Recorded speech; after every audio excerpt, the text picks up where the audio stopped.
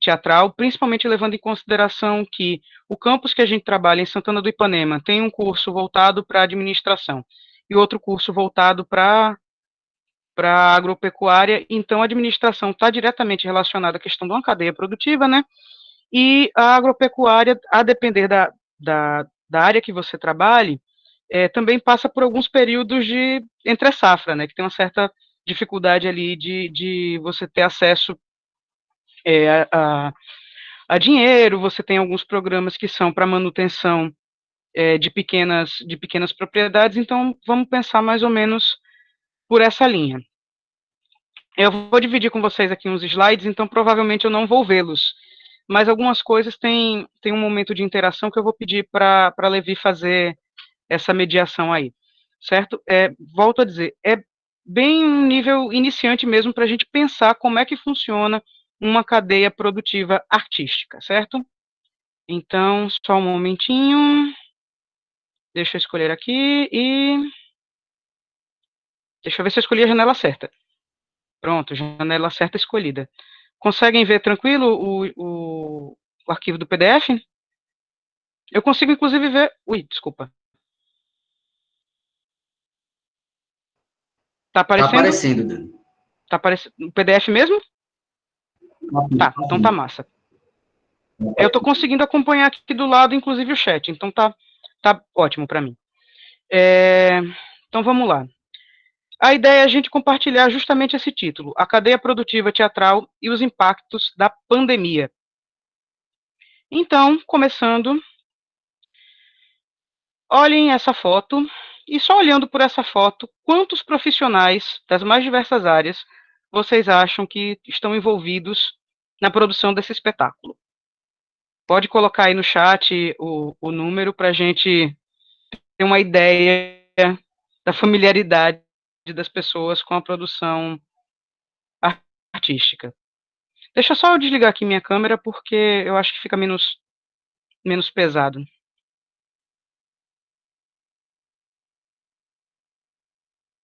Podem chutar aí do lado, tá? Dani, a Ninguém gente quer já se teve arriscar? aí pessoal dizendo 650, 30, 20. 650, 30, 20. 650 é quando a gente junta a galera que está assistindo, mas tem produções que tem essa quantidade de pessoas. Agora eu estou conseguindo acompanhar aqui a numeração. Certo, vamos lá para a gente entender como é que funciona isso. Muita gente, não tem nem noção. É por aí mesmo. Quando a gente vai falar na produção teatral, isso também serve para as outras linguagens artísticas, a gente vai ter três etapas, que é a pré-produção, a produção e a pós-produção, certo? Pensando nisso, eu trago aqui para vocês o que é trabalhado em cada uma dessas etapas, certo? Então, aqui na pré-produção, é tudo que vai acontecer antes do espetáculo chegar em cena. Então, vai ter a ver com ensaio, compra de material de figurino, composição de trilha sonora, contato com o teatro, contato e contrato com o teatro, né? A contratação dos profissionais que vão trabalhar para o espetáculo e no espetáculo. Então, você tem nessa pré-produção, desde o processo criativo, certo? Até um processo mais prático mesmo de burocracia, né? Normalmente, na etapa de pré-produção, quais são os profissionais que estão envolvidos? Produtor executivo, que é a pessoa que vai correr atrás de conseguir dinheiro, de conseguir local para ensaiar, local para fazer a apresentação. O diretor, que é quem vai idealizar cenicamente, né, o espetáculo como um todo. Elenco, preparador de elenco, fonoaudiólogo, tem alguns espetáculos que conseguem ter suporte financeiro para contratar fonoaudiólogo, fisioterapeuta, educador físico.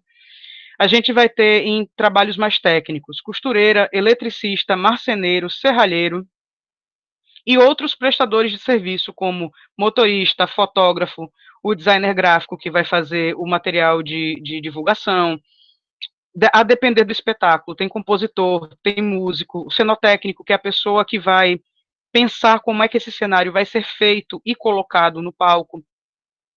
Assessoria de imprensa e alguns grupos conseguem ter, inclusive, o contrato com um administrador, com um contador e com um advogado, porque a depender do tipo de prêmio que você receba, você precisa ter uma equipe ali de administração para cuidar desse dinheiro. Vamos pensar que é uma empresa mesmo, né? Se você tem uma empresa que, por exemplo, vende grãos, né, arroz, feijão, essas coisas, é importante que a empresa tenha um contador de confiança para poder fazer ali o imposto de renda dela e essas coisas todas, né? E os holds, que são as pessoas que carregam as caixas de cenário para cima e para baixo na hora de carregar e descarregar os carros e as vans e essas outras coisas. Na produção, a gente vai considerar tudo o que acontece durante a apresentação em si. Vamos considerar a apresentação em si, o dia ali da apresentação, um momento um pouquinho antes e um pouquinho depois. Então, isso está relacionado ao uso do teatro e as pessoas que vão trabalhar no apoio para a realização desse espetáculo, né? Então, geralmente, a gente tem como profissionais envolvidos o produtor executivo, que é essa pessoa que pensa na organização para que tudo aconteça da melhor maneira possível. O diretor vai estar trabalhando, embora todo o ensaio já tenha ocorrido, mas ele está lá para saber a qualidade do espetáculo que foi feito, né, que foi produzido, e de repente pensar em adaptações e correções. O elenco, normalmente temos maquiadoras, cabeleireiras, eletricistas, fotógrafo, videomaker para fazer o registro do espetáculo, operador de som, operador de luz, músico, cenotécnico também que está na montagem, segurança do teatro, que é importante, o bilheteiro, que é a pessoa que vai vender lá os ingressos, lanterninha, que vai direcionar as pessoas para os locais onde vão sentar, sonoplasta, maquinista, botei eletricista 2 vezes, porque a gente precisa muito de eletricista. Normalmente, a depender do espaço, você também precisa contratar uma brigada de incêndio para que as pessoas fiquem seguras. O pipoqueiro, porque normalmente onde tem aglomeração de pessoas, né, quando podia ter, sempre juntava ali algum ambulante para vender um lanche, uma pipoca, um chiclete e uma camareira. Isso a gente pensando assim, bem por cima, né? Então daqui já dá para a gente ter uma ideia que tem muita gente envolvida nessa cadeia produtiva. E a pós-produção, que é tudo que acontece a partir do momento que o espetáculo acaba, né, que ele é finalizado. E aí isso tem a ver com a desmontagem do espetáculo, tem a ver com o fechamento de bilheteria e tem a ver com a escrita e entrega de relatórios e prestações de conta, a depender de como esse espetáculo vai ser montado, né, qual recurso que ele vai ter para ser montado. E aí os profissionais envolvidos continuam sendo o produtor executivo, bilheteiro, eletricista, cenotécnico, advogado, administrador, motoristas e holds. O que é que eu quero dividir com vocês, trazendo essas informações? Que não é só o artista que trabalha numa produção artística, certo? Vocês vão ter também, dentro dessa cadeia produtiva, algumas pessoas que executam serviços que às vezes a gente nem acha que está relacionado ou que é afetado diretamente por uma produção artística, certo? Aí, aqui eu trago para vocês de volta aquela fotografia. E assim, fazendo uma lista por baixo do que eu me lembro, que eu trabalhei nessa produção, né, como atriz. Então vamos lá, vamos contando. 4 pessoas no elenco, 2 produtores executivos, uma diretora, um assistente de direção, um preparador de elenco, então aí já vão 4, 6, 7, 8, 9. 9 pessoas. Uma costureira, 10. Um serralheiro, 11. Marceneiro, 12. Cenotécnico, 13. Cenógrafa, 14. Iluminador eletricista, 15. Sonoplasta, 16. Os músicos que trabalharam previamente, 3. Então, aí de 16 já vai para 9, né? 19, né? Um fotógrafo, 20. Uma contadora, 21. Um designer gráfico, 22. A bilheteira, 23. E uma bordadeira, 24. Que eu me lembre, foram 24 pessoas que a gente trabalhou diretamente. Além dessas 24 pessoas, a gente também precisa de uma série de serviços para que isso aconteça. Então, esses serviços envolvidos numa produção teatral é transporte de carga e de pessoas, porque a gente não vai sair com um cenário enorme nas costas para levar para o teatro, né? A gente tem que alugar uma pampa, que seja um furgão, uma van, seja lá o que for. A gente vai precisar de office boy para levar documento de um lugar para o outro. A gente contratou o serviço de coffee break de uma padaria. A gente conseguiu apoio, inclusive, de uma padaria que cedia uma quantidade de lanches para a gente durante o período de ensaios. Porque, sim, as pessoas sentem fome, né? A gente precisou contratar um estúdio de gravação, uma gráfica, todos os materiais de cenário e figurino foram feitos por costureiras, então a gente comprou tecido em loja de tecido, em loja de estofamento, em loja de material de construção. Tem toda essa cadeia produtiva por trás. Então a gente pode considerar que para um trabalho artístico ser executado, ele vai depender desde o motorista do Uber ou do mototáxi até o diretor do teatro ou o dono do barzinho, se você for um cantor da noite, ou... Bom, enfim, você vai desde do prestador de serviço, que você acha que menos tem a ver, até o prestador de serviço que está diretamente mais relacionado. Então, numa situação de pandemia, onde as pessoas não podem se aglomerar, onde as pessoas precisam manter uma distância mínima, o que é que acontece? O setor de serviços ligados à cultura e entretenimento foi o primeiro a parar. Foi o primeiro a parar porque você não vai para um show do Wesley Safadão se você tem uma pandemia acontecendo, ou pelo menos não deveria ir. Só que no show do Wesley Safadão, não tá só, não é só ele que vai receber um cachê, não é só ele que vai ter dinheiro circulando na conta. Vai ter dinheiro circulando na conta desde o segurança e do vendedor de cerveja até o empresário dele, certo? E como a gente pode entender, quem vai sofrer o maior impacto disso são os prestadores de serviço que recebem menos, porque o cara que é uma estrela que recebe milhões e milhões de cachê, ele tem uma reserva, né? O trabalhador, a mão de obra mais empobrecida, não tem condições de fazer essa reserva. A classe artística foi uma das primeiras a parar e é uma das que não está sendo contemplada com os auxílios emergenciais. Então, por uma pressão da classe artística, foi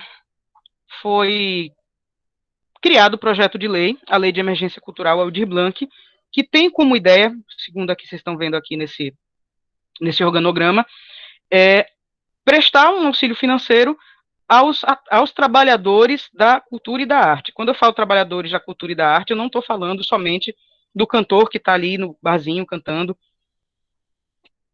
do ator e da atriz que estão em cena. Eu estou falando também dessa cadeia produtiva, desse eletricista que precisa, por exemplo, que tenha um São João muito bacana para ele ter dinheiro, porque ele vai locar o equipamento dele e ele vai poder trabalhar fazendo a iluminação de um show de forró de uma grande banda, por exemplo. E aí, existem aqui os 3 benefícios, né, que é proposto pela lei, que são os trabalhadores de arte e cultura. Um auxílio de R$ 600 durante 3 meses, certo? Que seria o mesmo valor do auxílio emergencial pago pelas outras pessoas.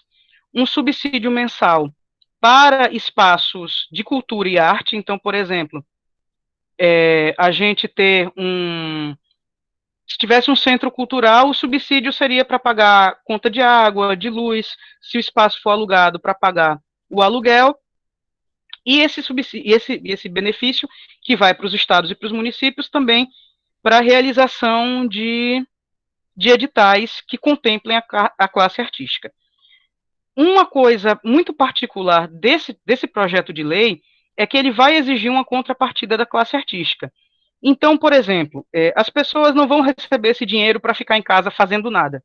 Vão receber esse dinheiro para produzir algo, mesmo que seja depois da pandemia, já que as pessoas não podem ficar aglomeradas nos espaços. Então, não é um dinheiro que vai entrar para a classe artística do nada. Esse dinheiro já existe, são recursos que não foram utilizados em 2019 e que eles têm que ser gastos dentro da área para onde eles foram direcionados, né? que é a área de arte e cultura, certo? E aqui eu vou trazer para vocês, eu já vi que tem uma pergunta aqui, daqui a pouco eu respondo, alguns dados sobre a indústria cultural no Brasil. A gente chama a indústria cultural de economia criativa, né? Então, aqui lendo para vocês, segundo os dados do extinto Ministério da Cultura, que eu acho um absurdo ter sido extinto, a cultura era responsável por 4% do PIB brasileiro. Não é pouca coisa. Segundo a Fundação Getúlio Vargas, a cada R$ 1 investido em arte e cultura, R$ 13 retornam para a economia. Porque, quando você recebe um prêmio, você é contemplado em algum edital, esse dinheiro ele vai circular, porque você vai contratar essas pessoas que eu já listei anteriormente. E essas pessoas pagam impostos, porque a gente não pode chegar para pagar uma costureira e dizer, olha, está aqui o dinheiro. Não, ela vai precisar emitir uma nota fiscal, ela vai precisar ter uma MEI, que é ser microempreendedor individual, vai precisar de um CNPJ, e tudo isso gera imposto, né? E o imposto ele volta para os cofres públicos. Segundo a ATAC, Articulação de Trabalhadores e Trabalhadoras das Artes da Cena pela Democracia e Liberdade, que é a que criou aquele slide anterior, né, que eu mostrei para vocês, o setor de arte e cultura emprega 5% dos trabalhadores brasileiros. Também não é pouca coisa, certo? Vamos pensar 5% no geral, isso eu estou falando só das pessoas que trabalham diretamente com arte. Não estou nem falando dos outros que estão ali que trabalham indiretamente, como o pipoqueiro, o tiozinho que vende cerveja no dia de show. Não estou nem falando dessas pessoas. Também, segundo um outro dado, no Brasil a indústria criativa alcançou 1,8% do total de trabalhadores formais em 2015, e o número de profissionais empregados com carteira assinada na área é cerca de 850 mil pessoas. Então, a gente tem que pensar que esse 1,8% é um número significativo, principalmente se você leva em consideração que muita gente que trabalha com arte e cultura precisou, de uma hora para outra, descobrir formas de poder trabalhar legalizado, digamos assim. Porque, por exemplo, os editais que existiam antigamente não aceitavam que você fizesse inscrição sem ser empresa, porque você, como empresa, é uma garantia de que você pague imposto e que esse imposto pago vai voltar para os cofres públicos, certo? Eu vou voltar a aparecer aqui para vocês, espera aí.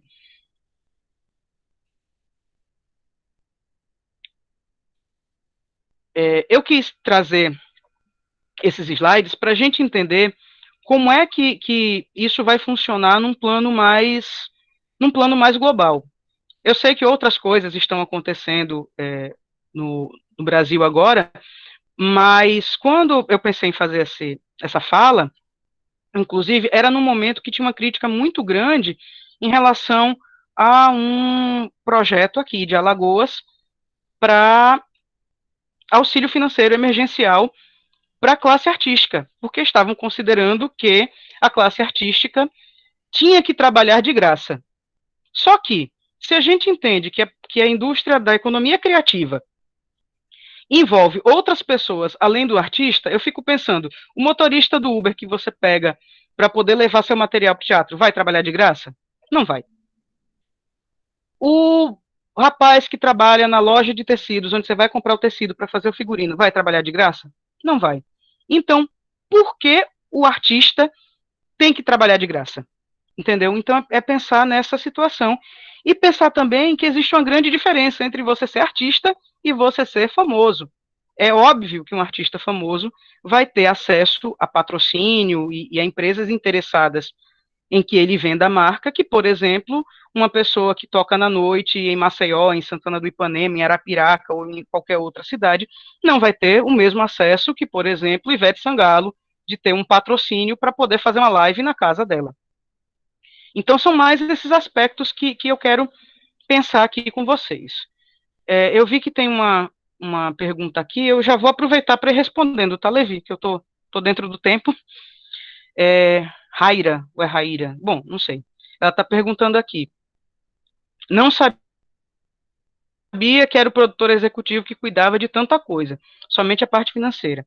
a gente põe na mente que o diretor é a pessoa mais presente. Poderias explicar mais detalhadamente, por favor? Sem problema.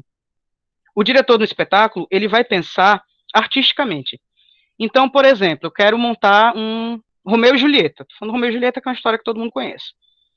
Aí eu penso no cenário, penso na ideia de montagem, chego para o meu cenógrafo e digo, olha, eu quero montar um Romeu e Julieta com uma torre de 7 metros de altura.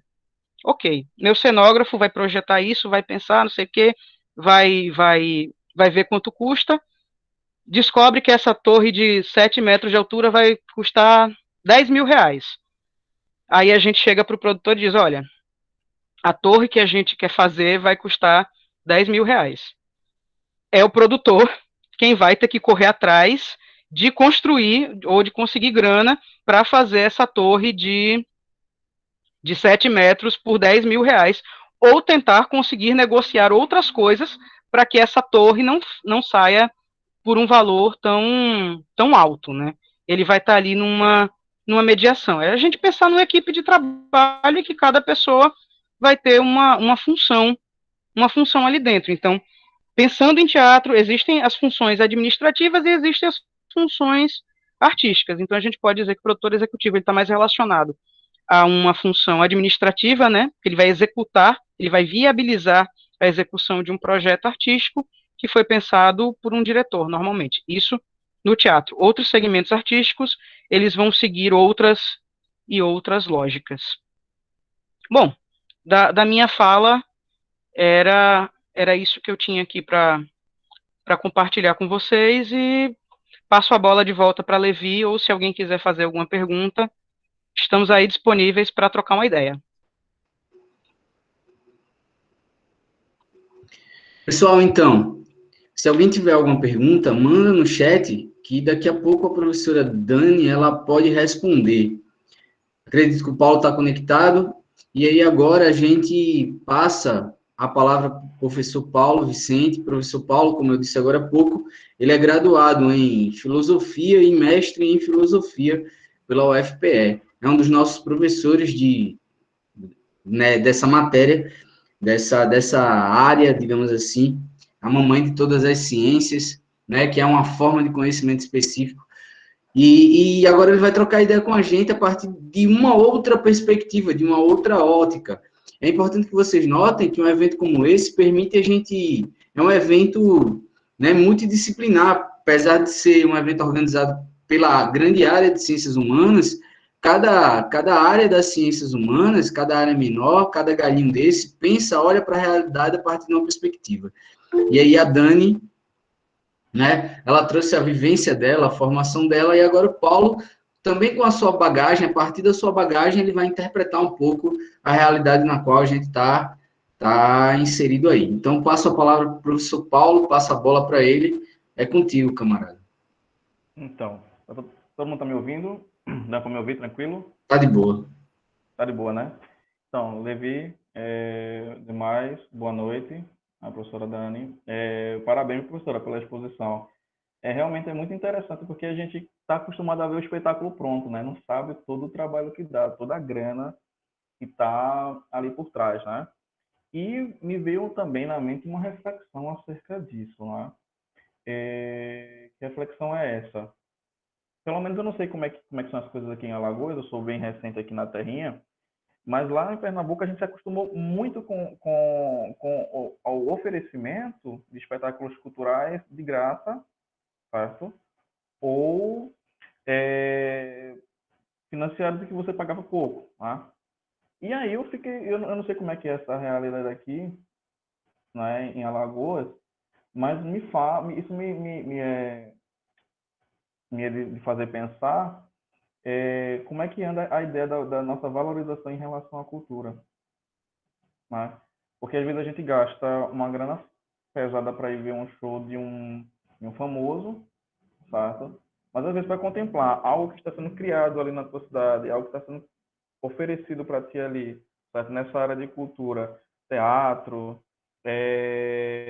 não sei, eu não sei aqui como é que é a questão de orquestra de música clássica e tal. Eu percebo que... Eita, Dani vai falar alguma coisa? ver no chat.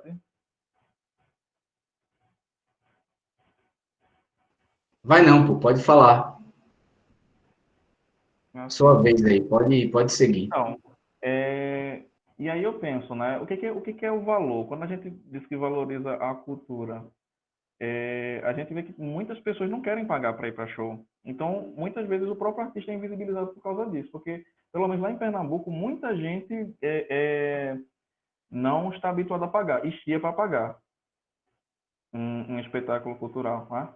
E isso para mim dá muito o que pensar, certo? A que ponto a gente valoriza realmente a cultura, né? Porque todo mundo fala que a cultura é importante. Eu não conheço esse que não diga que a educação é importante e que a cultura é importante, que deve ser valorizada. Mas, ao mesmo tempo, isso se comporta de maneira um pouco diferente na realidade. Tá? E aí, eu não sei se a nossa sensibilidade está mal treinada. Eu não sei como é que anda essas questões também de acesso, né? A gente muitas vezes está bombardeado ali de um artista que aparece maciçamente na TV, certo? A gente está bombardeado por uma série de informações desde a infância, né? Até a nossa vida adulta, e muitas vezes essas coisas que são tão interessantes, tão boas, elas não são devidamente valorizadas, devidamente vistas, né? Então a gente já percebe uma grande desigualdade aí, certo? A desigualdade de oportunidade dessa arte aparecer também, dessa arte ela está em maior evidência, né? E não ficar restrita a um núcleo muito específico de pessoas, certo?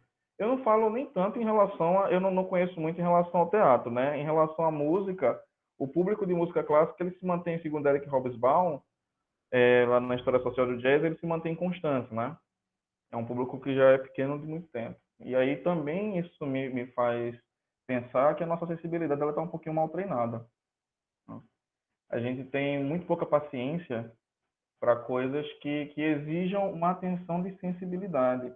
Se aquela coisa não for muitas vezes escancarada, num filme assim muito maniqueísta, onde você percebe automaticamente quem é um mocinho, quem é um bandido e tal, se não for aquela coisa frenética, você parece que perde o interesse. A gente desaprendeu a ter paciência. Acho que a paciência é uma virtude que o Ocidente esqueceu, né?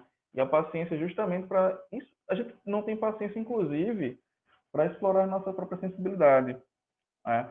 Parece-me que quando você fala de sensibilidade, e aí eu vou passar para o meu tema mais especificamente, você está falando sobre algo que muitas vezes não cabe dentro de um determinado ambiente.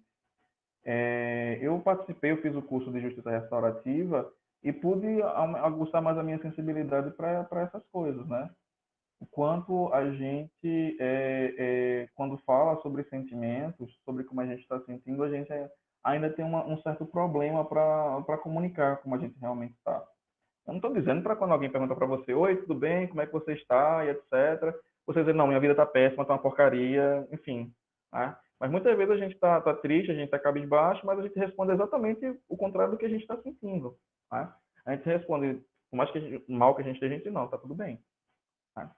Tá tudo bem. E nós escondemos demais os nossos sentimentos de forma geral. Tem uns mais, outros menos, né? Mas parece que certos sentimentos, certas posturas de sensibilidade, elas não cabem nos ambientes. Tá?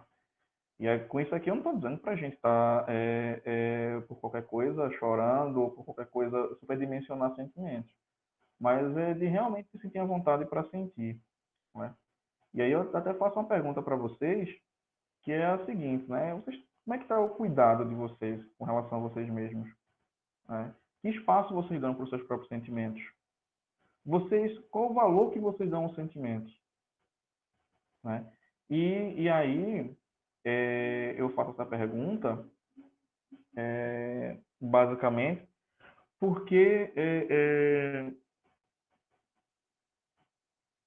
é um tabu, muitas vezes, falar dos nossos sentimentos, falar do que a gente sente, falar do que a gente pensa em relação a esses sentimentos. Durante muito tempo, eu via essa ideia daquilo que você sente ter que ficar sempre muito restrito a ti mesmo, que não comunique isso a ninguém. Tem até uma frase de um filme chamado Old Boy, não sei se alguém aqui já viu, na versão coreana, né? E aí diz o seguinte: ria e o mundo rirá com você. Chore e chorará sozinho. Né? Isso para mim me impactou bastante porque eu pensei, não, realmente, muitas vezes a gente está sofrendo calado, né? Somente nessas épocas de pandemia, está sofrendo calado, está recluso nos nossos sentimentos e a gente sabe o quanto uma conversa, um diálogo franco com alguém que a gente confia tem essa capacidade de exorcizar muitas vezes esses sentimentos negativos. Não é à toa, né? A gente vendo aí os índices de depressão, os índices de ansiedade muito grandes, crescendo, né? E a gente vê, como eu estava conversando com o Levi mais cedo, como a gente programou a nossa vida ultimamente para não estar muito sensível aos próprios sentimentos, ao cuidado de si e nem o cuidado do outro. Né? A gente leva uma vida tão apressada, um turbilhão de coisas, e aqueles sentimentos que não vão embora se acumulam ali, né? Sentimento ilhado, morto e amordaçado volta a incomodar. Num determinado momento ele explode a partir de uma crise de ansiedade grande, uma síndrome do pânico, uma depressão, certo? Então, essa minha fala em relação à sensibilidade, ela está muito ligada a essa questão da gente poder abrir-se mais, né? E as relações, elas estão, como dizia o Bauman, muito líquidas, de maneira que a gente só quer, muitas vezes, tá dentro de um ciclo de amizade de pessoas que nos façam rir. Dentro do primeiro momento que a pessoa te demonstra, como é que eu posso dizer, um peso existencial, um peso maior para uma depressão, algumas pessoas se afastam. Né? Isso é terrível. É como se a gente só quisesse a pessoa naquele momento específico ali que ela está sendo interessante para a gente. Né? A gente só quer ver ali aquela beleza do riso, aquilo tudo. O resto das coisas que a pessoa tem, a gente muitas vezes trata o lixo de casa, né? A gente joga fora e não quer saber de como esse lixo vai ser tratado. Existe como é que eu posso dizer? Uma rejeição muito grande quando a gente, inclusive em relação à nossa sinceridade, quando a gente fala exatamente o que pensa, o que sente. E eu acho que isso deve estar muito agudo, né? Pelo menos para mim está muito agudo em relação a essa pandemia, porque eu tenho estado, como eu espero que a maioria de vocês, né? Se isolando, que possam estar isolados, né? E aí o quanto eu tenho revisto, né, muita coisa, como é que eu estou, como é que meus sentimentos estão sendo trabalhados por mim mesmo, né? E eu espero que isso também seja uma oportunidade grande para vocês fazerem isso, né? Seus pais, a família, é um momento interessante, né?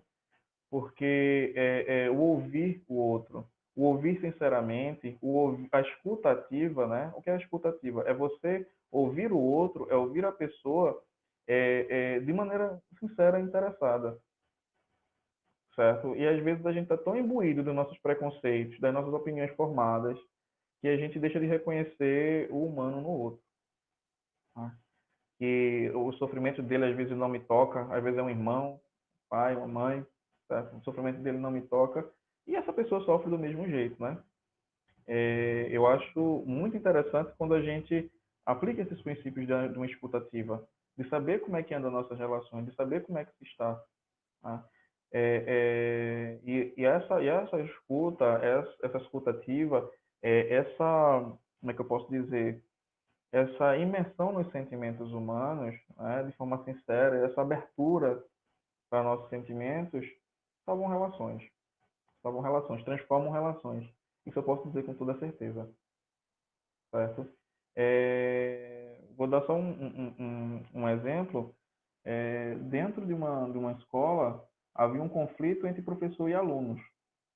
O professor tinha uma metodologia, não era considerada adequada, e os meninos do Grêmio, que eram o terceiro ano, decidiram junto com a sala boicotar a aula do professor e virar mão de costas. Então isso gerou um estresse tremendo.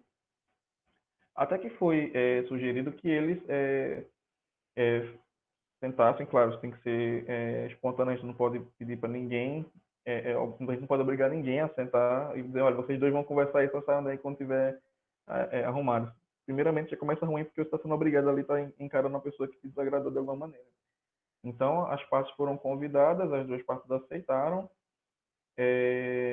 O professor passou o ponto de vista dele em relação à situação, os alunos passaram o ponto de vista dele em relação à situação, e o mais incrível é que eles perceberam que, na verdade, eles tinham muito mais coisas em comum, sentimentos em comum, do que propriamente diferenças. Perceberam que os anseios observaram o professor como ser humano.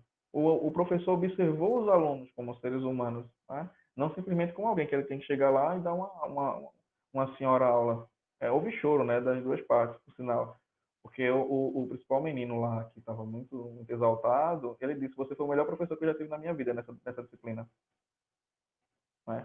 E aí, tudo bem. Vai dizer tipo, que as rusgas desapareceram completamente? Não.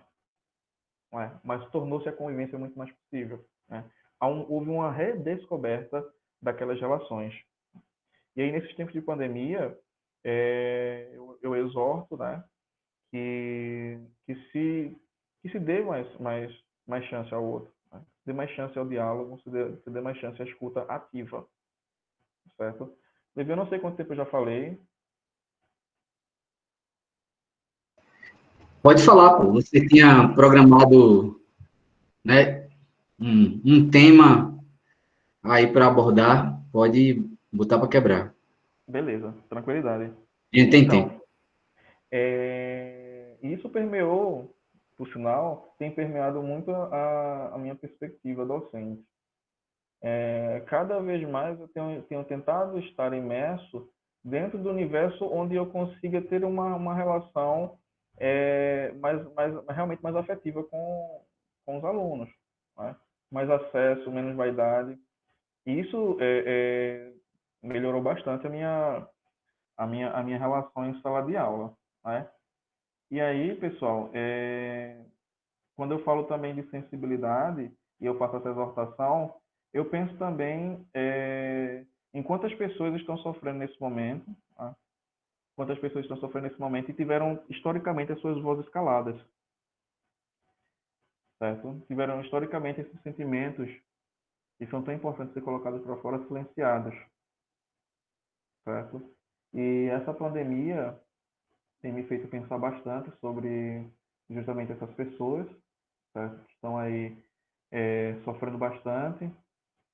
A gente sabe que o Levi vai tocar nisso, que já tocou também, inclusive, né? Do quão os mais pobres é que sofrem muito mais nessa questão da pandemia, certo? Sofrem muito mais por uma série de condições. A gente tem visto em pesquisas como é que eu posso dizer?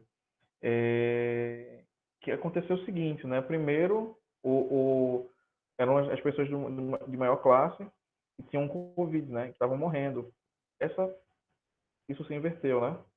Agora as pessoas mais pobres estão sofrendo e sofrem por diversos tipos de problemas. Saneamento básico, né? Acesso a serviços universais que deveriam ser básicos para todo mundo, moradia decente, etc.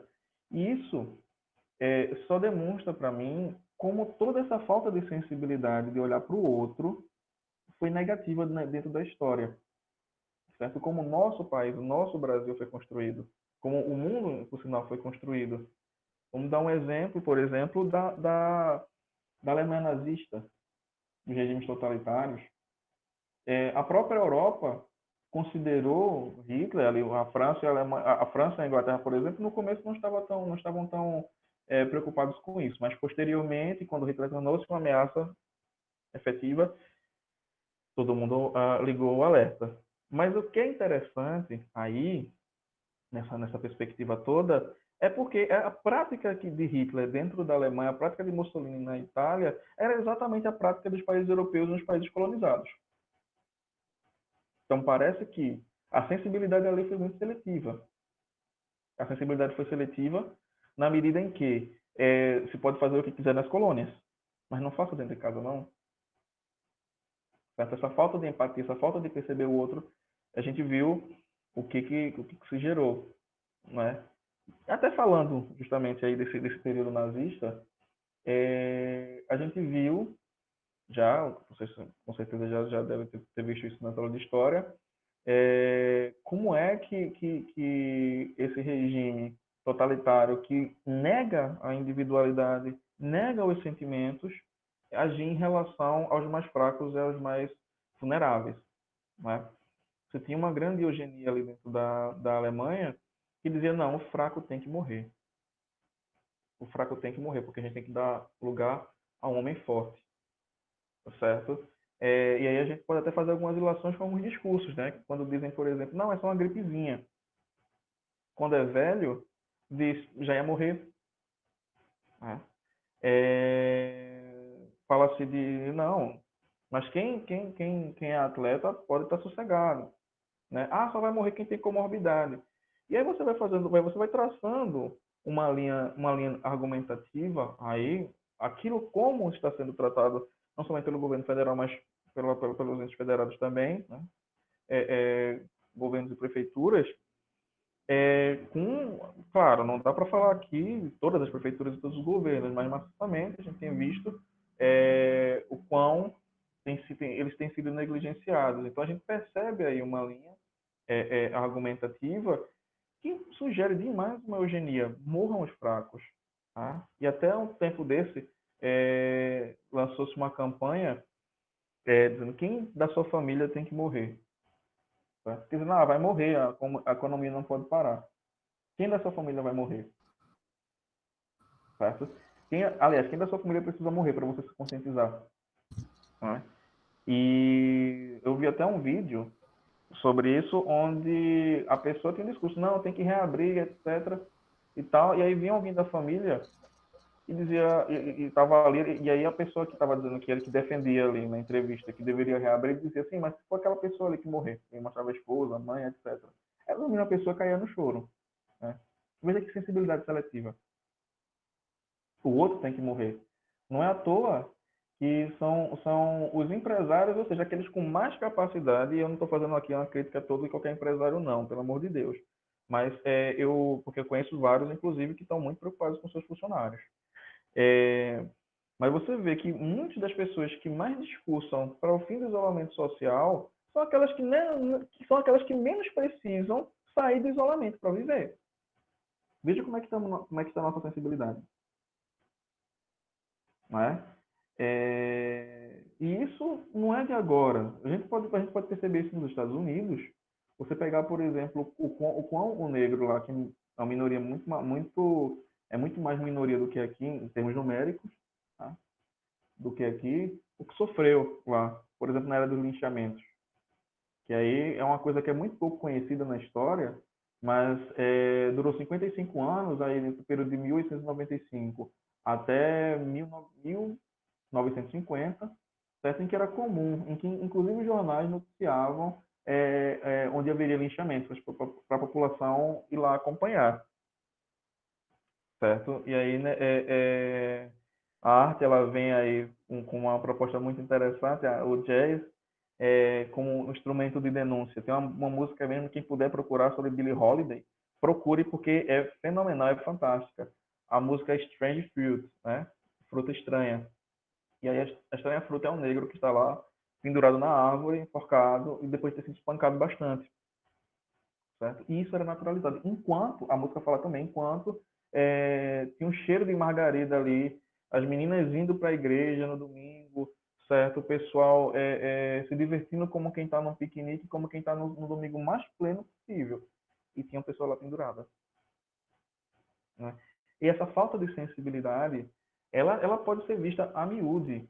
E, por sinal, esse tipo de negação de identidade, esse tipo de negação de humanidade, ele são nesses regimes totalitários que a gente vê, nessas propostas fascistas, que eles mais aparecem. Lembrando que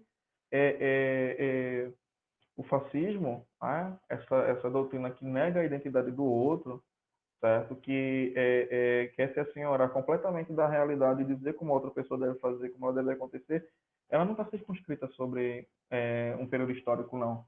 Muitas vezes as pessoas pensam que o fascismo acabou porque simplesmente aquele período extremo de nazifascismo acabou. Mas ele é uma prática que, inclusive, antecede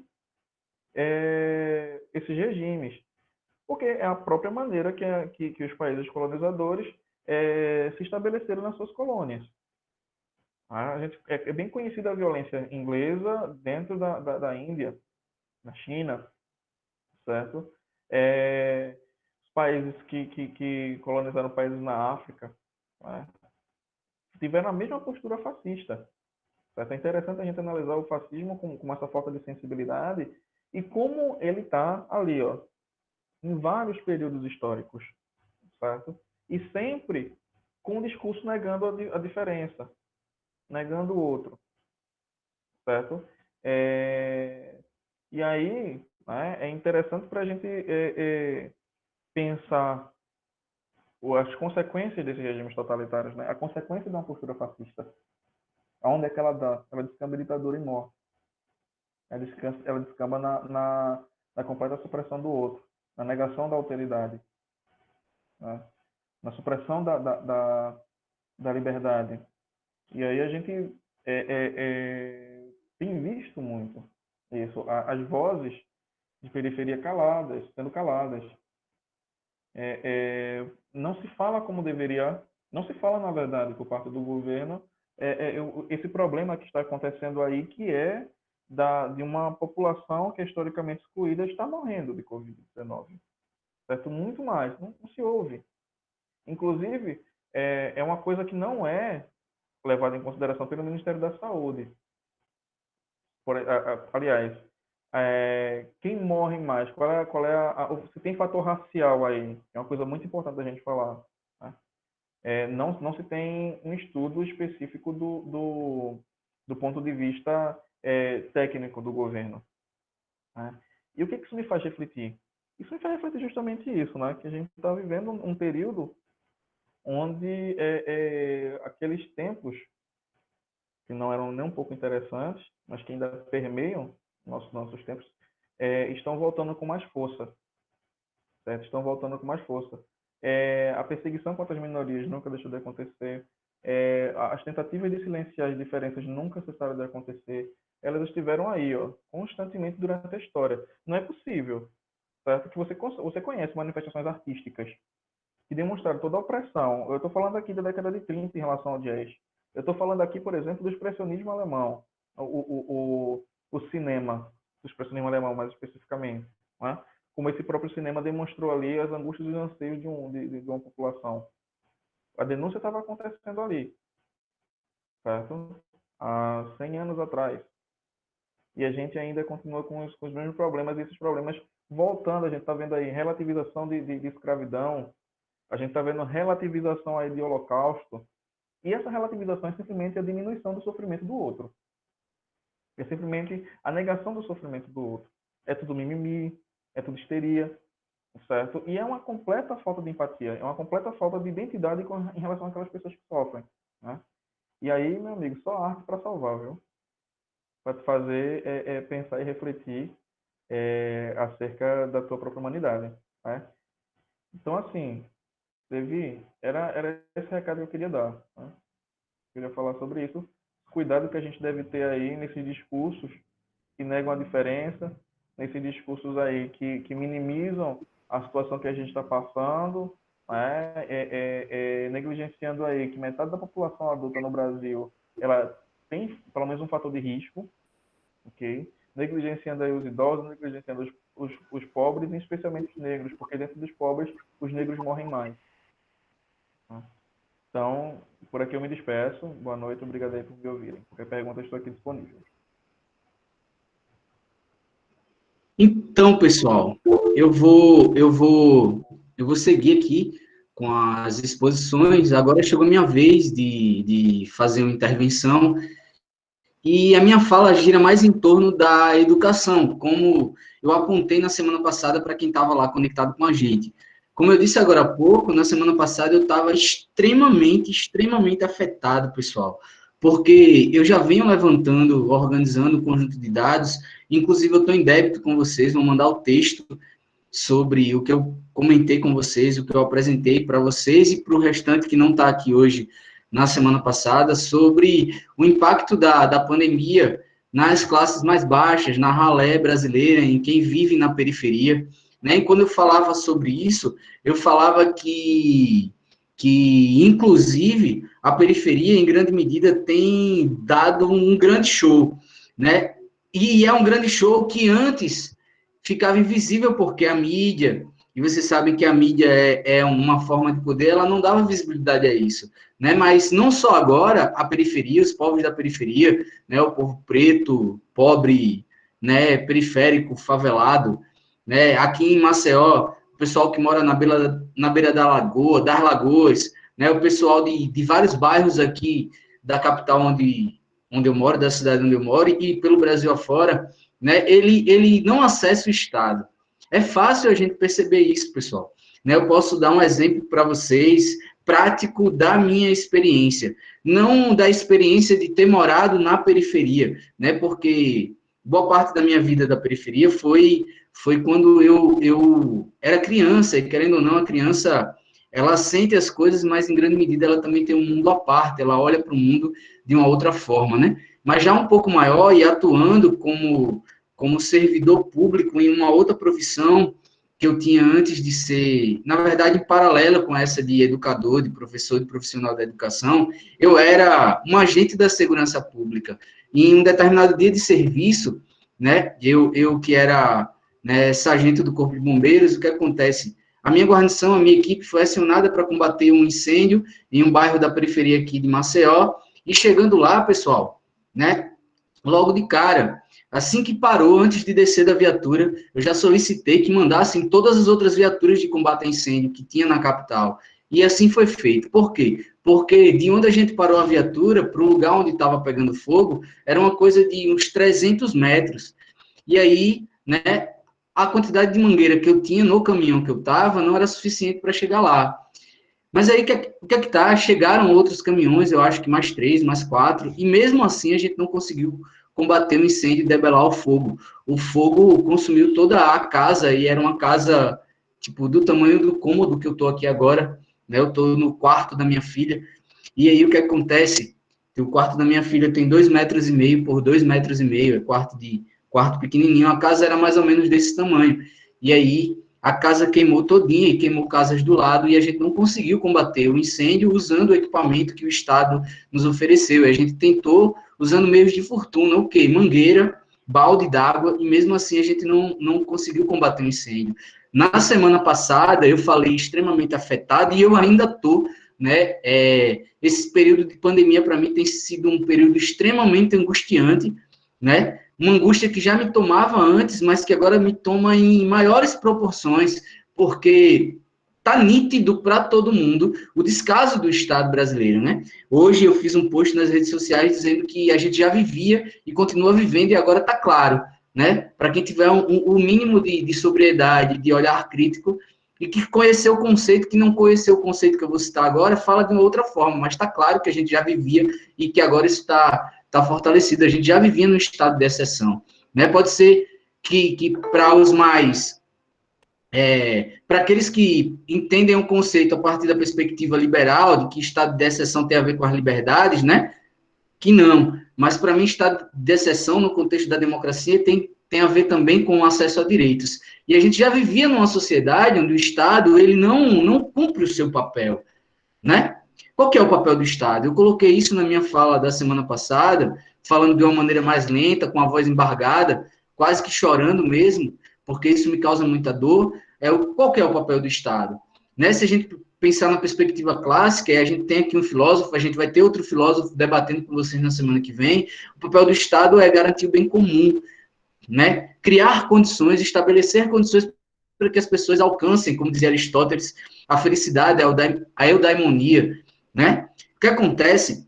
O Estado brasileiro, ele já não faz isso há muito tempo, talvez ele nunca tenha feito. Eu estou dizendo talvez para ser generoso, pessoal, né? E no exemplo prático que eu dei aqui, né? O que mais me tocou na ocorrência, que eu fui lá atuar como agente da segurança pública, né? Como profissional do Corpo de Bombeiros, foi o que a dona da casa falou no final da ocorrência, né? A gente combateu o fogo, e aí meia hora lá dando suporte psicológico a ela, tal, ela sem conseguir falar, a gente contatando os serviços de assistência social, porque é nosso dever, é nossa missão nesse primeiro momento. E aí, quando ela conseguiu falar, as primeiras palavras que ela disse para mim, disse para a guarnição, foi a seguinte: bombeiro, Levi. Eu ainda lembro como se fosse hoje. O Estado, ele não chega para todo mundo. Né? Eu não sei que formação essa mulher tinha, que acesso à educação ela teve. Eu sei que ela me disse isso com exatamente essas palavras. E aí, eu não consegui dar uma resposta a ela através de palavras. Eu dei um abraço e pedi para os colegas tentarem continuar resolvendo o problema, né? Essa é a realidade de muita gente, pessoal. Como eu coloquei na semana passada, o Brasil é um dos países mais desiguais do mundo, né? Mais desiguais do mundo, se a gente pensar em concentração de riqueza, e se a gente pensar a parcela de 1% da população brasileira, o Brasil só perde para o Catar em concentração de riqueza. A gente tem um produto interno bruto, né? Que é extremamente significativo, né? A gente tem o IDH, que está muito calculado, em grande medida, partindo da riqueza produzida no país, mas quando a gente, né, mede o IDH contrapondo a desigualdade, e quando a gente olha especificamente para os dados da vulnerabilidade social do povo brasileiro, em especial do povo nordestino, do povo nortista, né, ou a gente pensa a realidade brasileira a partir da concentração de renda, pessoal, né? Ou a gente esquece os dados, a gente pega o transporte público, pega uma bicicleta, pega um carro, se a gente tiver carro, e sai andando, principalmente pelas capitais, ou a gente sai andando pelos interiores, aquele interiorzinho mais afastado, né? A gente consegue ver essa realidade que é extremamente dura. Então, os colegas, como eu citei no encontro passado, na primeira exposição, mostraram do ponto de vista da formação social do nosso país, como essa desigualdade se torna estrutural, estruturante, como ela está enraizada no que é a sociedade brasileira. Né? No encontro passado, o Júlio falou de maneira belíssima como a cidadania do brasileiro é muito marcada, né? E ele, geógrafo, ele falou da questão do território, muito baseado na perspectiva teórica do Milton Santos, como a cidadania brasileira ela se produz num cenário de extrema desigualdade. Né? Eu tentei trazer alguns dados também na minha fala da semana passada.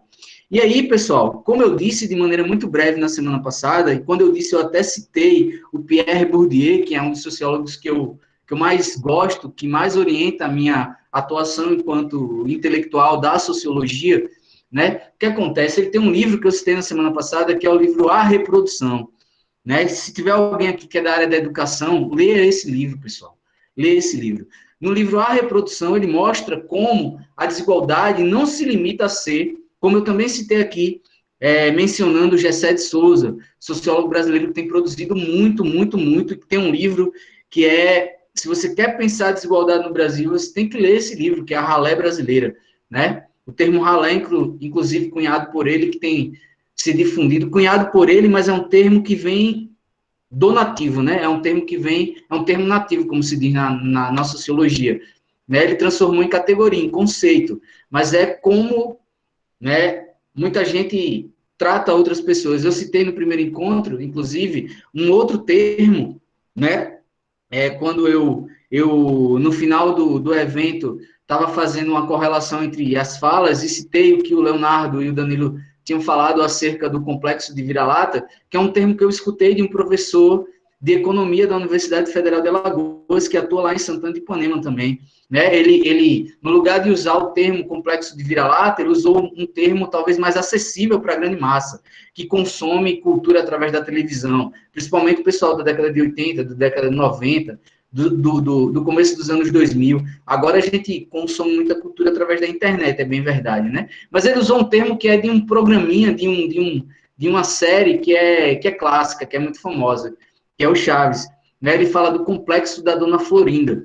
Então, a ralé brasileira, o conceito, ele parte de um povo que não se enxerga, né? E que exclui e que segrega seu semelhante.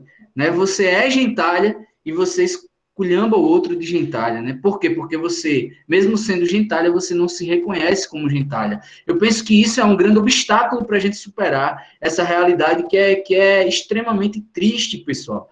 A realidade brasileira é muito triste. Isso está totalmente evidente agora, né? É fácil da gente acessar essas informações. Os sites de notícia, e aí todos eles, até os que, né, têm uma perspectiva ali alinhada totalmente alinhada com o grande capital, mas eles ainda noticiam, né, que a pandemia ela afeta diferente as pessoas. Como eu disse na semana passada, a pandemia, né, o vírus, ele é democrático, a pandemia não, o vírus, ele é democrático, né, mas a pandemia e a sociedade que a gente vive também não são democráticos. A pandemia não é democrática porque a pandemia é um fenômeno social, pessoal, né, o vírus é uma parada, né, é um troço, é um negócio aí, como vocês quiserem chamar, que é da natureza lá. Mas a pandemia está diretamente ligada, por isso que é um fenômeno sociológico, social, né? É um fenômeno humano, que está diretamente ligado à nossa maneira de organizar a sociedade. Então, eu estava citando Bourdieu. No livro A Reprodução, Bourdieu mostra como a desigualdade não é uma questão somente econômica, ou econômica monetária ligada ao dinheiro. A desigualdade, ela se reproduz, em grande medida, por conta de um outro aspecto que, num sentido amplo, integra a economia, né, que não é o dinheiro, que é o capital cultural, né? Inclusive, Bourdieu, ele avança em relação à perspectiva do Marx de capital, justamente porque ele pensa o capital para além da riqueza material, né? Ele pensa outras formas de riqueza, e aí ele fala de capital social, capital simbólico, capital cultural. O que acontece, pessoal? Né? É o capital cultural. O capital cultural, como eu disse muito rapidamente na semana passada, está diretamente ligado a acesso à cultura e acesso à educação formal. Nesse livro, ele mostra a reprodução da desigualdade na França, né, principalmente. Por quê? Porque os filhos da classe média alta, eles estudam para ser grandes executivos, eles estudam para, né, eles têm uma formação específica. E os filhos da classe média baixa, os filhos do que o Gessé chama aqui no Brasil de ralé, e, né, muita gente pobre não se reconhecendo como ralé, se classifica o outro o semelhante desta forma também, e o classe média medíocre, o elite medíocre também olha para o povo dessa forma, principalmente nessa lógica que eu citei no chat do descartável, né? O que acontece? Esse povo não estuda para ser grande executivo, né? Eu estava num debate ontem através de uma live, e aí eu fui ontem, não sei, estou perdendo um pouco a noção do tempo, e aí eu estava falando justamente o que eu vou citar para vocês agora, né? Estava debatendo sobre educação, e eu estava dizendo que a capacidade da gente de se concentrar, a capacidade da gente a disciplina que a gente tem, a capacidade da gente de se compenetrar, de focar, está diretamente ligada à educação que a gente recebeu, tanto formal quanto informal. E a educação que a gente recebe está diretamente ligada à classe que a gente faz parte, né? A principal herança que uma classe social, né, que um indivíduo de uma determinada classe deixa para o seu filho, né, segundo Bourdieu, o capital cultural, né? É esse capital que vai fazer com que ele gerencie, com que ele se relacione com o restante da sua, no contexto da sua dinâmica mais ampla enquanto ser social. Percebe? Como eu citei agora há pouco, a gente tem um parceiro que está aqui na live, que é o professor Wagner de Matemática, se ele quiser falar, ele é o exemplo vivo de como a educação é transformadora. Eu talvez possa ser um exemplo disso, mas ele é ainda mais que eu, porque como o Danilo e o Léo colocaram, né, a questão da desigualdade, ela se pauta em três pilares, ela se apoia em três pilares, né? A cor da pele, ou a raça, o gênero e a classe, né? Eu tenho uma vantagem, apesar de ter nascido na ralé, né, e de ter crescido na periferia, a cor da minha pele é mais clara, né? Alguns diriam que eu sou branco, apesar de eu não me reconhecer assim. O Wagner não, o Wagner é preto, é negro, né? É o cara que traz, né, a cor da pele que é estigmatizada e estereotipada aqui no Brasil como sendo, né? E isso está evidente, tristemente. Ó, ele postou aí, preto até os ossos, né? Está evidente agora. O que acontece? Wagner, hoje é professor do Instituto Federal de Alagoas, Wagner é doutorando em matemática, né? E essa ascensão, essa mobilidade social dele, e é mobilidade social mesmo, pessoal, usando uma categoria que é básica aí da sociologia, né? Mobilidade social ascendente se deu por conta de oportunidades que ele teve ao longo da vida dele, e oportunidades que estão diretamente ligadas ao acesso à educação. Wagner estudou a vida toda em escola pública, mas ele teve pessoas que o orientaram, pessoas que o guiaram, pessoas que ajudaram ele a desenvolver o que eu citei agora há pouco, foco, disciplina, pessoas que o incentivaram, né? Ele tinha na família dele analfabetos, mas ele tinha também pessoas que acreditavam na educação, né? Ele tinha... Então, pessoal, é fundamental que a gente perceba que a educação é ela, né, que vai fazer o diferencial para a gente superar, para a gente construir um país diferente do que a gente está posto. Sendo que aí, pessoal, né, como o Darcy Ribeiro citou, e Darcy Ribeiro foi um dos caras que escreveu a LDB brasileira, né, infelizmente não vai dar para contar a história disso, mas é uma história meio tortuosa. O que acontece? Ele fala que a educação, o problema da educação no Brasil se coloca como um projeto, né?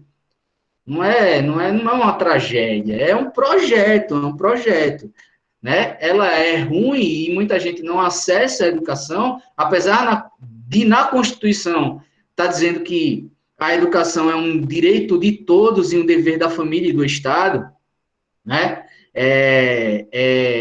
Do Estado e da família, no meu ponto de vista. O que acontece? Ela não chega a todos por um projeto. A educação, muito raramente, teve na pauta do Estado brasileiro como é que eu posso dizer? Como um projeto de nação, algo a servir de base para o projeto de nação. Marx colocava que o que está na base da sociedade, né, o que é estrutura é a economia. Né? Se a gente quer mudar a sociedade que a gente vive, a gente tem que colocar a educação. O acesso a uma educação de qualidade na base da sociedade.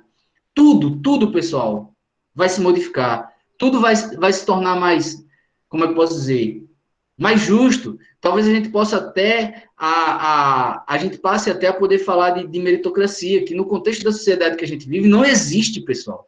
Não existe. É doidice falar disso, né? Só a meritocracia se o pessoal partir do mesmo ponto, né? Tiver as mesmas condições de competir. E hoje, por exemplo, galera, né? Numa sociedade que é tida como sociedade do conhecimento, da informação, na qual o capital humano e o capital conhecimento são os mais valorizados, né?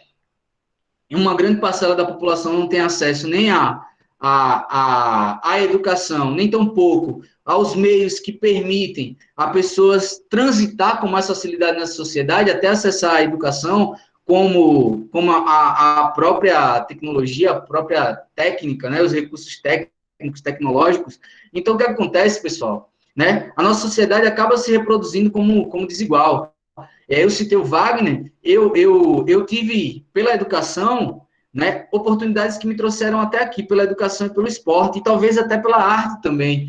Né? Eu disse para vocês muito rapidamente na semana passada que eu queria cantar para vocês, que eu queria tocar para vocês, mas com a voz marejada e tal, com a cabeça afetada pelo tema que a gente vem debatendo e pela realidade, principalmente pela realidade concreta do Brasil, eu não consegui fazer isso, né? Mas eu poderia dizer que eu também sou artista, eu sou músico.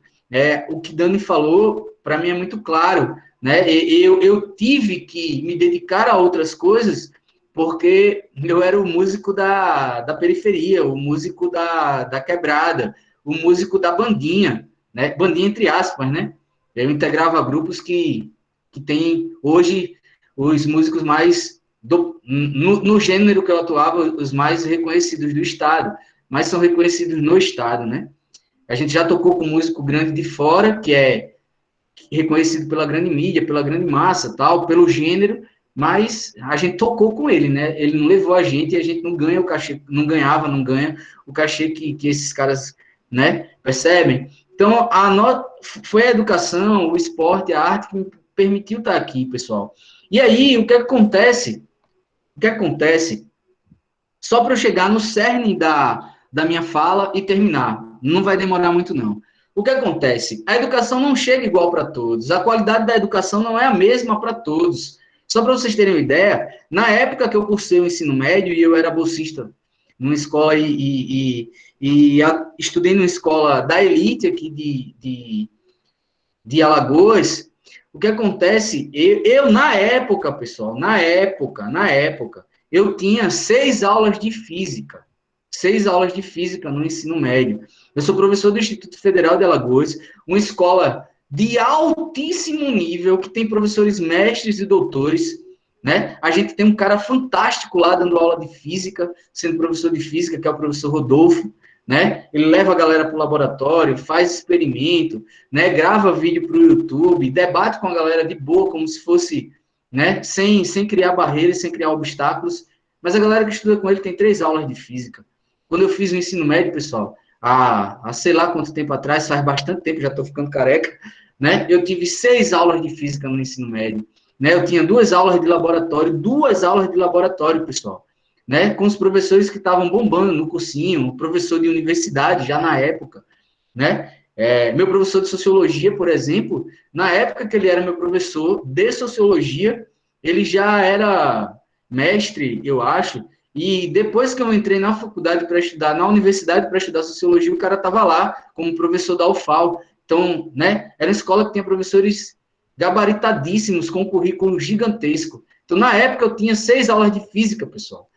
O pessoal no IFAL, que tem uma estrutura diferenciada das outras escolas públicas e que, infelizmente, não é visto pelo atual governo como um caminho para, se não superar, pelo menos amenizar a desigualdade que está posta. A gente tem estudantes do Instituto Federal de Alagoas aqui participando do evento, aqui na transmissão, eles podem dar o testemunho dele, né? O que acontece? Lá no Instituto Federal, a gente tem 3 aulas de física, percebem? Na escola que eu estudei, eu tive a oportunidade de trabalhar como educador, como professor, e na época que eu trabalhei, eram 8 aulas de física, pessoal. Aí vocês contam 8 aulas de física, 8 aulas de biologia, 8 aulas de química. Vocês podem estar me perguntando, e como é que era possível isso? A galera entrava às 7h20 da manhã na escola, saía da escola por volta da 1h30, em 3 dias da semana tinha aula à tarde, e aos sábados de 15 em 15 dias também tinha aula, né? A mensalidade da escola hoje está na casa de R$ 1.300, mais do que um salário mínimo, percebe? Para o ensino médio, percebe? Então, o acesso à educação é extremamente desigual, e não é somente o acesso, é a qualidade da educação. Pensem a formação dos professores brasileiros, né? Tanto nas universidades públicas como nas faculdades privadas. Tive a oportunidade de ser professor de faculdade privada, né? E tive a oportunidade de estudar a graduação e mestrado na universidade pública. Percebe? É claro, é evidente que a educação não esteve presente na maioria dos governos brasileiros, né, como a pauta da vez, né? É inegável, os dados estão aí, pesquisem, né, que no governo do PT, principalmente no governo do Lula, principalmente nos 2 governos do Lula, né, houve uma mobilidade social ascendente no povo brasileiro e um enlarguecimento, melhor dizendo, da classe média brasileira, né, muito devido ao acesso à educação, pessoal. Ao acesso à educação. Como eu citei no encontro passado, nós, professores do IFAL, que estamos debatendo aqui com vocês, que estamos organizando esse evento, todos nós, né, em grande medida, fomos afetados pela política, né, deste governo, que, no meu ponto de vista, era muito mais uma política de Estado, pessoal, que significativamente contribuiu para a superação, ou para o arrefecimento da desigualdade brasileira, pessoal. Desigualdade esta que está voltando a crescer. Como eu citei no encontro passado, os relatórios da ONU, do IBGE, estudo da FGV recentemente divulgado, no ano passado foi divulgado e foi mencionado em notícias recentes. Semana passada teve um estudo da PUC também sobre pandemia e desigualdade, né? Tudo isso está pautado em dados que mostram que a desigualdade no Brasil, a fome, voltou a atacar um montão de gente, né? Nunca deixou de atacar, mas agora está de vento em popa aí botando para quebrar. O que acontece, pessoal? O que acontece? Além da gente pensar o acesso e a qualidade da educação que é oferecida, mesmo a educação sendo considerada um direito de todos, mesmo tendo, por exemplo, no PNE, dizendo que é projeto do Brasil acabar com o analfabetismo, isso está muito claro para mim, que principalmente agora, isso não é posto na prática como um projeto de nação, um projeto de sociedade. E aí, mudando um pouco de tema, mas não totalmente, né, falando de educação ainda, eu acredito que nesse contexto agora, a gente tem que pensar qual que é o papel da educação, né? A educação, do ponto de vista sociológico e do ponto de vista da própria educação, ela tem um papel de preparar a gente para a vida em sociedade, né? E eu pergunto para vocês, que vida em sociedade? E, consequentemente, que educação? Para mim, não tem lógica a gente estar vivenciando um momento como esse, né, que evidencia que o modelo de sociedade que a gente tem adotado não é o melhor, é extremamente excludente, né? Como eu citei no encontro passado, no meu ponto de vista, é inclusive um modelo de sociedade que contradiz, olha como é paradoxal, o conceito que orienta as nossas relações contemporâneas do que é ser humano, né? Nega, em grande medida, essa ideia de ser humano, né? Tudo isso tá na cara da gente, pessoal, né? Então, para mim, não tem muita lógica a gente, agora, neste momento, tá tendo uma escola que se volta justamente para reproduzir essa sociedade. Eu citei agora há pouco no chat, né, a música Admirável Chip Novo, da Pitty, faz bastante tempo que ela lançou essa música, tal, compôs e lançou, né? E aí a música é engraçada, ela fala que ela conta a história de alguém que teve uma pane no seu sistema, que se desconfigurou, e a pessoa fica se perguntando, onde estão os meus olhos de robô? Onde está a minha programação? Né? Porque eu não estou conseguindo fazer as coisas mais, né? E aí, tristemente, né, nós estamos programados para, como citou o Paulo, não ter muita empatia, para não enxergar aquilo que está na cara, né? Não é só a mídia que invisibiliza a desigualdade, que invisibiliza a violência praticada pelo próprio Estado, violência que é institucionalizada no Estado, né? Não, não é.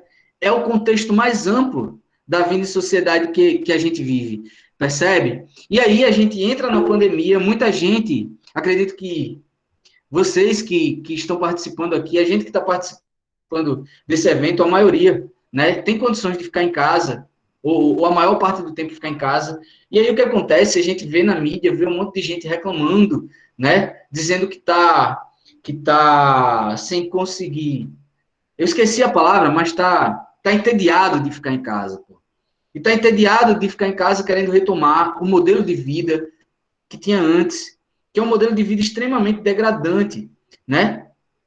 É fácil a gente ver hoje que as pessoas não trabalham para viver, as pessoas vivem para trabalhar. E a educação que a gente tem hoje, pessoal, em grande medida, a educação que a gente tem hoje, ela serve para formar a gente, para preparar a gente, né, para se entregar a esta lógica de sociedade. Então, que educação a gente quer? Que educação a gente quer?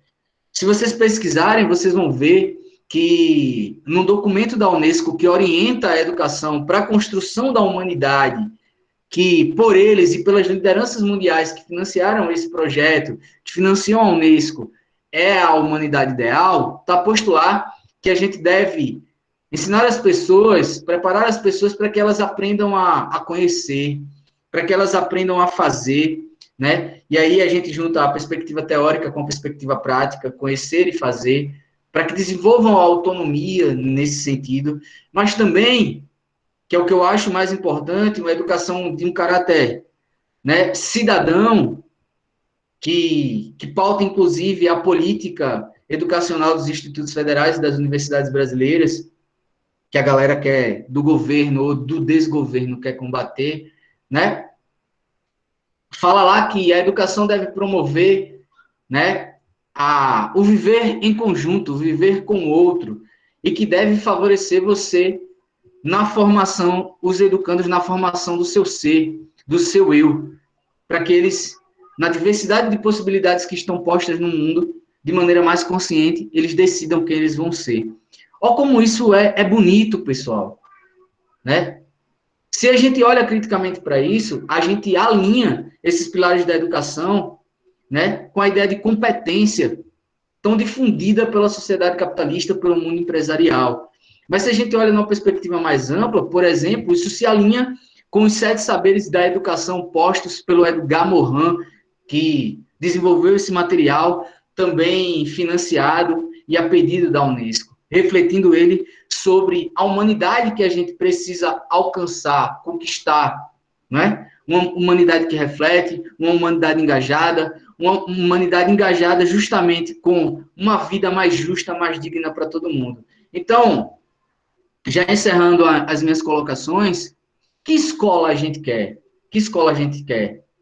E eu pergunto que escola a gente quer, justamente para que vocês reflitam sobre que sociedade a gente quer. Que sociedade a gente quer, né? A gente quer uma sociedade onde a gente é responsável única e exclusivamente pela gente mesmo, e o restante do mundo que se exploda, né? A gente precisa dessa sociedade, ou está mais que evidente que a gente precisa de uma sociedade onde a gente entenda que a gente é corresponsável pelo outro, e que nesse contexto o Estado se desenvolva também através de uma lógica da corresponsabilidade e voltado, como eu citei no começo da minha fala, para o bem-estar coletivo.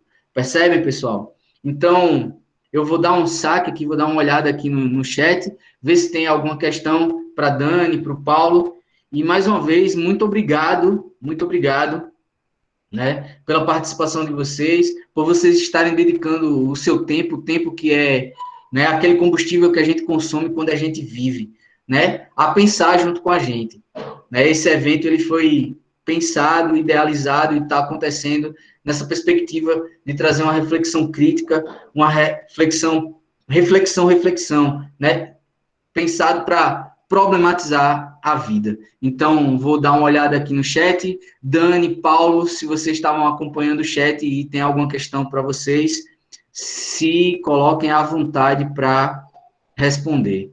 Se alguém quiser falar alguma coisa também, pessoal, que está participando aí, pode ativar o microfone, né, e solta a voz.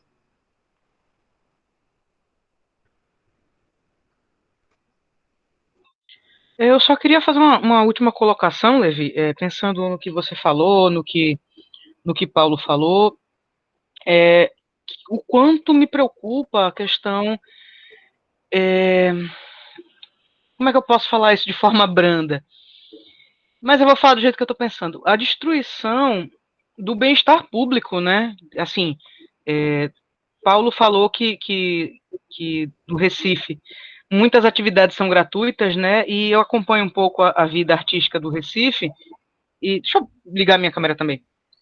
E eu sei que o Recife, em relação a Alagoas, é melhor equipado em relação a editais e tudo mais, né? Alagoas está bem parado. E eu fico pensando o seguinte: isso é muito, muito ruim, porque houve uma queda da produção artística, principalmente no Nordeste, principalmente na minha área, que é o que eu conheço, de 2016 para cá. Então você imagina um espetáculo pequeno que mobiliza 25 pessoas, não pode mais ser produzido com a mesma facilidade ou com os mesmos acessos que era produzido há 5 anos atrás, porque existe uma política de desmonte do bem-estar público. Não, quando eu falo bem-estar público... E que a arte e a cultura não é direito de todos, né? Não favorece a sociedade, né, mais igual, uma sociedade mais humana, uma sociedade mais digna, né? O que diferencia, eu vou perguntar para o Paulo aí, o que é que diferencia o ser humano de outros animais, né? E existem vários caminhos para a gente responder isso, mas eu acho que ele está entendendo a minha pergunta, né? O ser humano ele tem uma sensibilidade diferente dos outros bichos, né? A gente nem consegue explicar a sensibilidade dos outros bichos, e a arte ataca justamente isso daí que vocês muito bem colocaram, né? A nossa sensibilidade, o nosso olhar para o mundo, né? Bota para quebrada, desculpa atrapalhar. Não, e aí eu lembro do que Titãs falava lá nos anos 80, né? A gente não quer só comida, a gente quer comida, diversão e arte. Porque senão a gente, é isso que você fala, senão a gente se equipara a animais. E a gente também pensar que não é arte nessa perspectiva eugenista do feito, do que é saudável, do que é bonito. E beleza é um sentido muito relativo, né? Se você pega ali os ideais de beleza do cinema dos anos 50, é diferente do ideal de beleza de hoje em dia. Se você pensa nas roupas do começo do século XX em relação às roupas de agora. Então, pensar nisso, o quanto a gente está passando por um processo de desumanização, transformar a gente em máquina, porque se você não tem acesso ao sensível, ao artístico, ao que te dá prazer, você não você está pronto para ser máquina. Quando a gente vê uma distopia, vê filme de distopia, a primeira coisa que esses governos distópicos fazem é sedar a população para que ela não tenha sentimentos. Né? A gente vê isso num bocado de filme. Acho que um filme que foi lançado na mesma época do Matrix, e se chama Equilibrium, e coloca uma sociedade em que todo produto artístico, cultural é ilegal. As pessoas são dopadas, as pessoas são drogadas, elas só podem usar cinza, só podem usar preto, só podem usar branco. Por quê?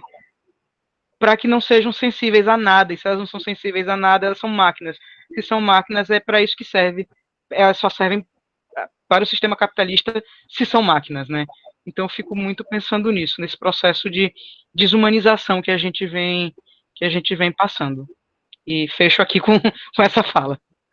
Então, eu fico aqui pensando, né, nessa questão da desumanização. Realmente, o Diego falou aí que está em ritmo galopante, porque é um desmonte sistemático das políticas públicas, né, de bem-estar público, como você bem colocou, Dani. A gente tem visto ganhos para a população negra, a gente tem visto ganhos para a população LGBT, certo? A gente tem visto, estava vendo, né, ganhos contínuos em relação aos anos, né, uma conquista ali, outra conquista aqui, etc., que vão se somando, e de repente parece que está tudo vindo abaixo, assim, né? Essas conquistas estão sendo completamente relativizadas. Você pega aí a fala do senhor que está à frente da Fundação Palmares, né? Você viu que absurda que ela fala? Vocês viram que absurda que ela fala? Né? Falando, xingando completamente o movimento negro, xingando uma causa completamente válida, uma causa histórica.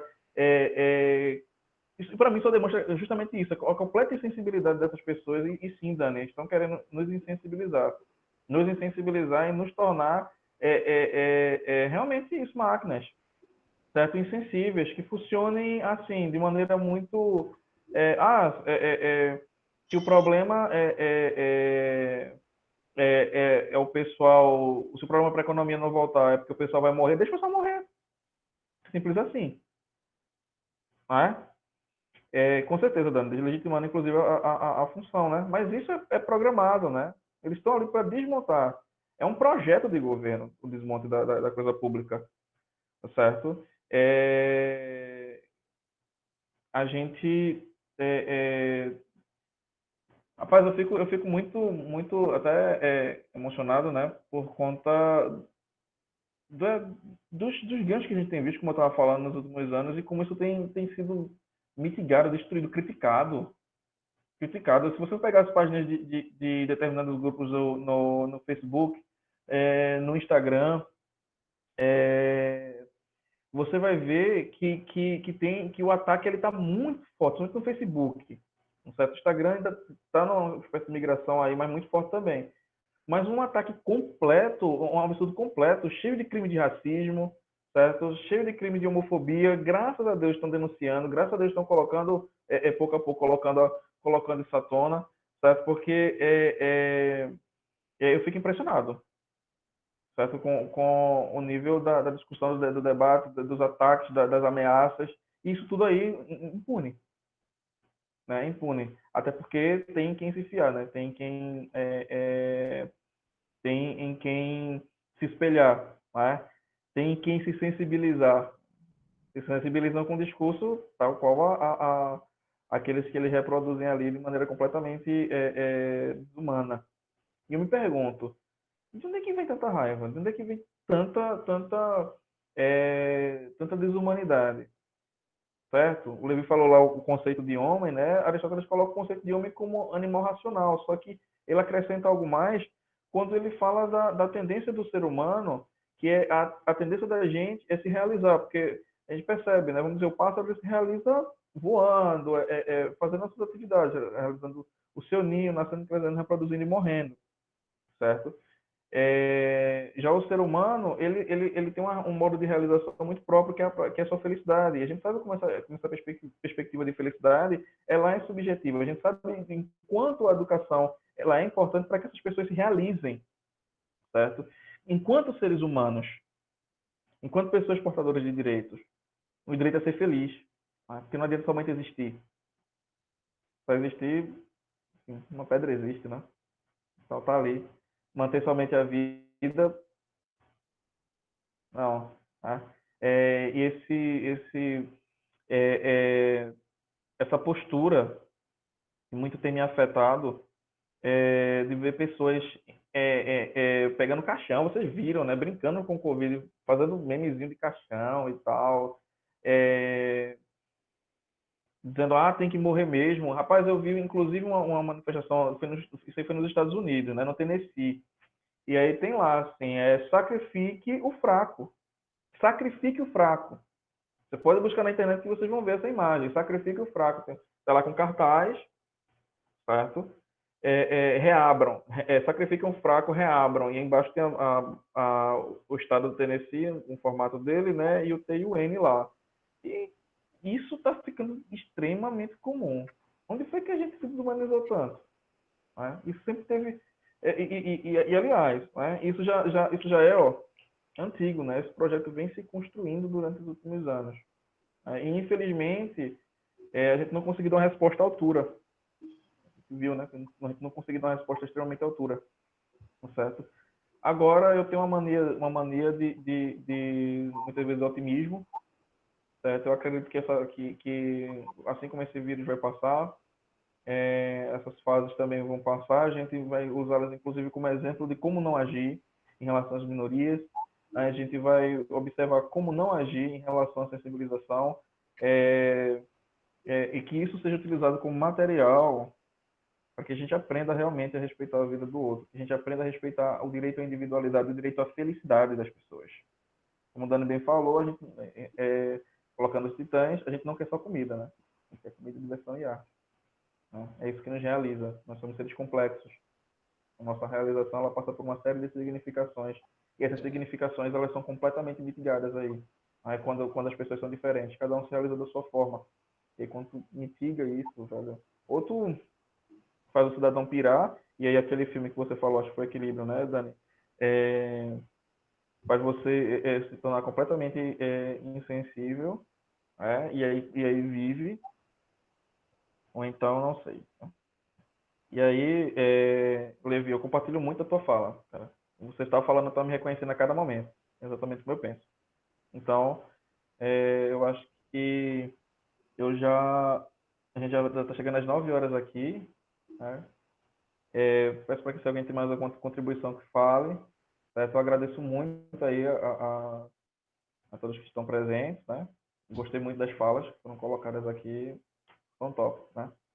Negócio top. Tá top esse negócio. Então, pessoal, para finalizar aqui, né, eu gostaria que...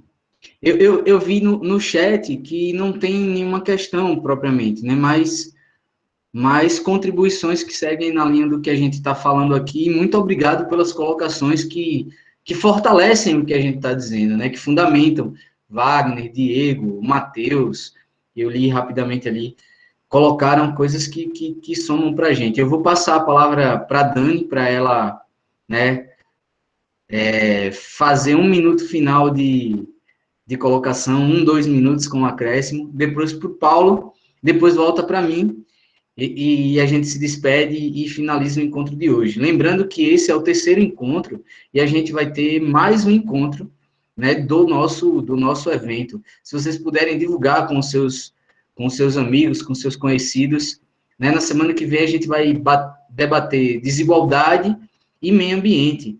O tema vai girar em torno dessa discussão. E na semana que vem a gente vai ter o professor Lucas Omena, que é professor de filosofia, doutor em filosofia, que estuda educação, meio ambiente e outros temas, e o professor Washington, que é nosso professor de geografia, um dos nossos professores de geografia, que estuda também sobre a temática. Então, agradeço a participação de todas e todos, passo a palavra para a Dani, para que ela se despeça, para que ela faça as considerações finais. Muito obrigado mesmo, pessoal. Eu acredito que para a gente mudar, para a gente transformar, a gente tem que entender, e eu acredito que o entendimento vem através da reflexão, né? E da reflexão dialética, dialógica, né?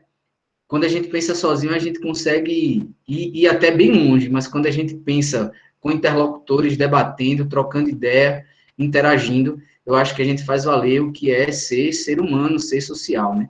Então, vou passar a bola aqui, a palavra, né, para Dani, e vai, é contigo.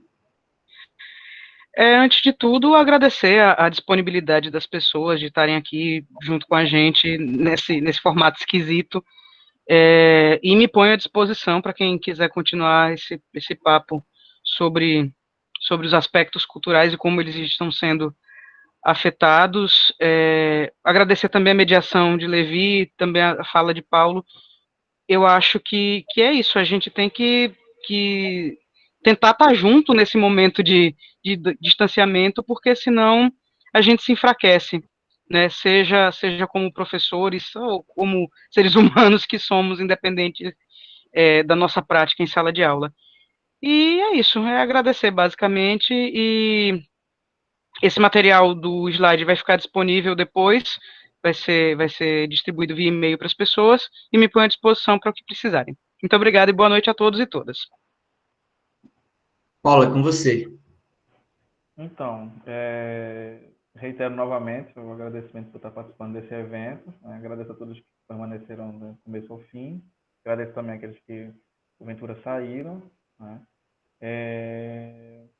Com certeza sairei daqui enriquecido de reflexões, certo? Porque escutando as reflexões de vocês, vendo os comentários, escutando tudo que está acontecendo aí na nossa discussão, eu vou pensando também, né, filosofando aqui. Com certeza estou saindo mais enriquecido. Então, agradeço muito a todos, né? Espero que fiquem bem, certo? Vamos passar por isso, as coisas vão melhorar, certo? Eu estou muito otimista em relação a isso, embora isso não signifique que vai ser agora, nem que vai ser fácil, mas que isso vai acontecer. Dias melhores virão. Então, agradeço aí, Levi, pela mediação, agradeço a professora Dani por tudo, viu? Grande abraço para vocês e até um outro momento. Pessoal, mais uma vez, muito obrigado a todas e a todos. E aí eu gostaria de finalizar, né, aproveitando o que o professor Wagner, nosso parceiro lá do Campus Santana do Instituto Federal, e no meu caso, meu parceiro fora do Instituto também, por causa da história de vida, das crenças que ele tem, da formação que ele teve. Ele disse, aproveitando a fala da Dani e do Paulo, né, e a citação sobre o Titãs, que se a gente não quer só comida, e comida já é um bocado de coisa, né, se a gente não quer só comida, quer diversão, quer arte, quer inúmeras outras coisas, né, a gente tem que lembrar que a gente é sujeito da história, né, que a gente é agente no sentido de protagonista, e tem que protagonizar essa mudança, senão a gente vai acabar vivendo de migalhas, né? E se a gente vive de migalhas, pessoal, enquanto, né, se a grande maioria vive de migalhas, enquanto uma minoria, né, vive acessando o filé de mignon, né, o filé mignon, os melhores cortes da carne, ou, né, a melhor comida, o que acontece? Eu sou levado a crer que a gente, mais uma vez, né, a gente está vivenciando, a gente vivencia aquilo que os movimentos que conduziram à modernidade do ponto de vista da humanidade como um todo, do ponto de vista dos ideais, né, aquilo que eles buscaram está sendo totalmente negado. A gente vive numa sociedade extremamente bárbara, né? Efetivamente bárbara. Se tem gente que não tem o que comer, né? Se tem gente que não tem dignidade, nem ao viver, nem tampouco ao morrer, né? A gente precisa ter dignidade para ser humano, não ser bicho, não ser lixo, não ser coisa, né?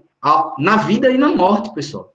Né? E tem muita gente que não está tendo isso agora. Não tinha antes e agora tá público, né? Que não está tendo dignidade nem ao viver, nem ao morrer. Então, se a gente não tem isso, a gente vive né, de migalhas. Então, muito obrigado a todos. O que acontece?